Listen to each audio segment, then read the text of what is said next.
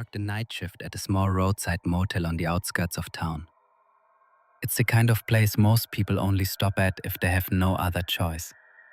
Flickering neon sign, cracked asphalt in the parking lot, peeling paint, and 12 rooms that rarely see guests. I used to think the quiet was a blessing. Now I'm not so sure. Most nights are uneventful. A trucker here, a couple there.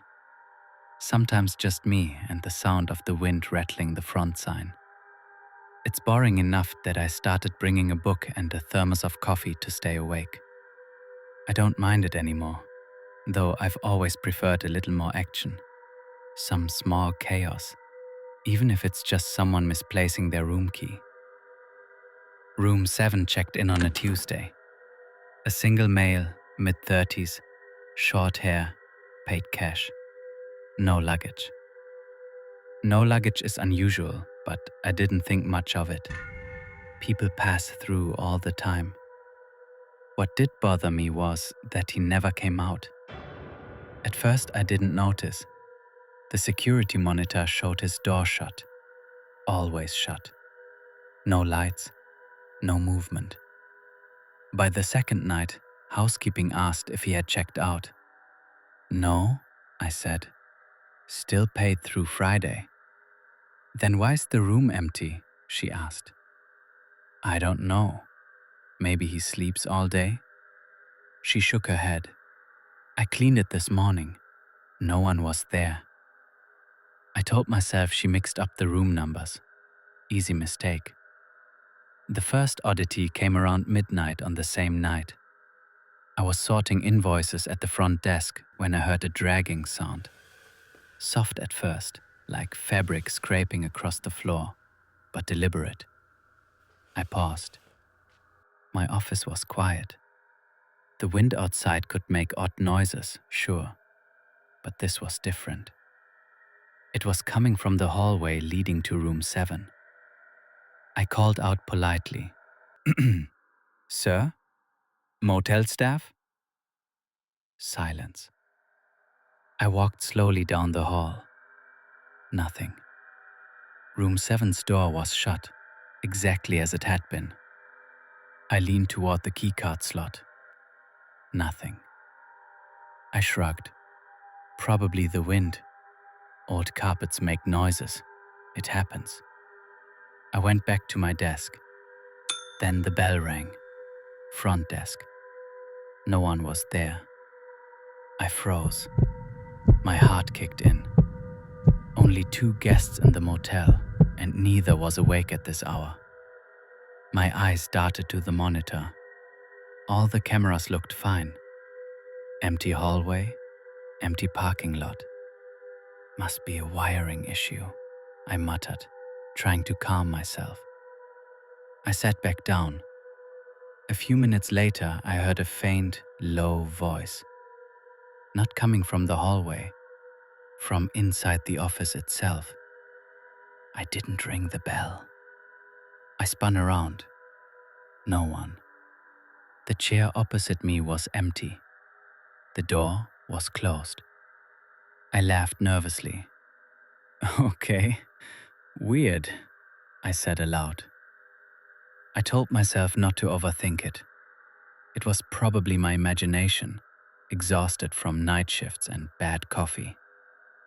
By the third night, the occurrences escalated.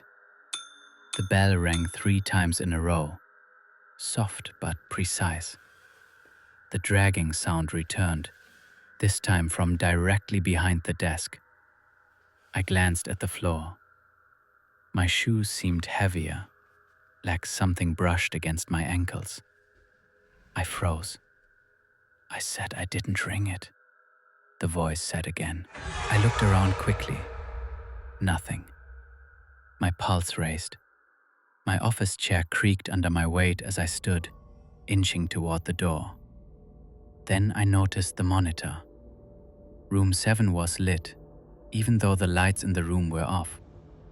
The silhouette of a man, tall, thin, standing in the middle of the floor. Not moving, not blinking, just waiting. I blinked, rubbed my eyes. Must be reflection, I thought. Camera glitch. Nothing else made sense. I considered calling the manager, but the phone line went dead before I could dial. My hand froze on the receiver. Static hissed, then silence. The dragging returned, louder now, closer. Something moved along the carpeted hallway, slow and methodical. I backed up toward the office door, trying to steady my breath. My instincts screamed at me to leave, but my legs felt like lead. Then the voice, calm and deliberate, whispering right behind me. You shouldn't have let me check in. I spun around. Still nothing. Not a shadow, not a flicker. Just the office, the desk, the monitor glowing faintly in the dark. I grabbed the keys to the emergency exit and bolted. The dragging followed, faster now, echoing against the walls. My shoes squeaked, but the sound behind me wasn't mine. Something heavier, something with weight was moving in sync with me. Outside, the cold night air hit my face, but the hallway behind me remained silent. I paused to look back. The office door creaked slightly, as if breathing. I shivered, telling myself it was just nerves, fatigue, imagination. Then I heard it again, a single, slow step. Not from the office, from inside the lobby. I didn't stop running, not until I reached my car, not until I had locked the doors and started the engine. For a week, I stayed at a friend's apartment, tried to convince myself I was paranoid. But every night, my phone buzzed with notifications from an unknown number. Always the same time, 2:10 a.m. The first message, the desk is empty. The second, but someone is waiting. Then the calls started, short, silent, heavy breathing. No one on the line. A week later, I returned to the motel. Everything seemed normal.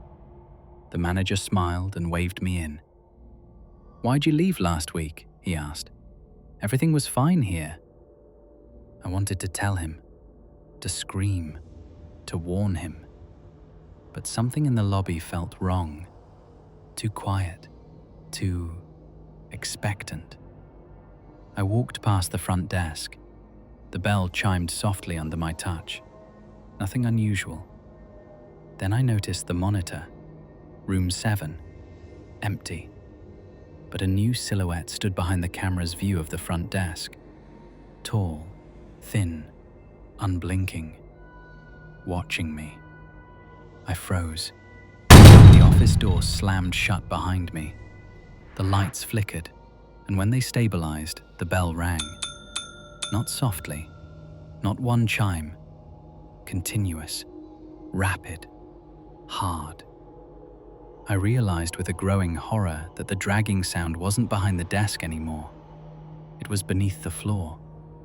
Something moving under me, testing the strength of the boards. My phone buzzed. Unknown number, one message. You can't leave. I turned slowly toward the monitor again.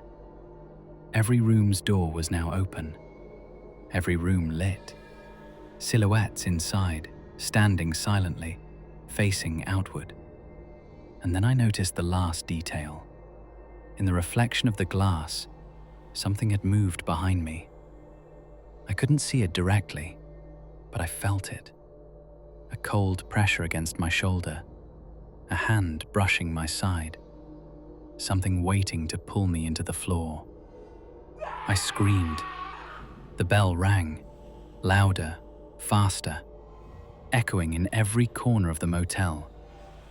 The last thing I remember seeing on the monitor before the lights went out completely was room 7's silhouette stepping forward, as if leaving the room to join me. The motel was found open the next morning.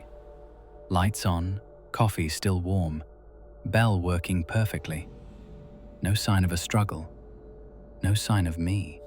The manager swore he locked the front desk himself. Guests still complain. Every night, around 2:10 a.m., the bell rings. And when they come to check in, someone is already waiting at the desk.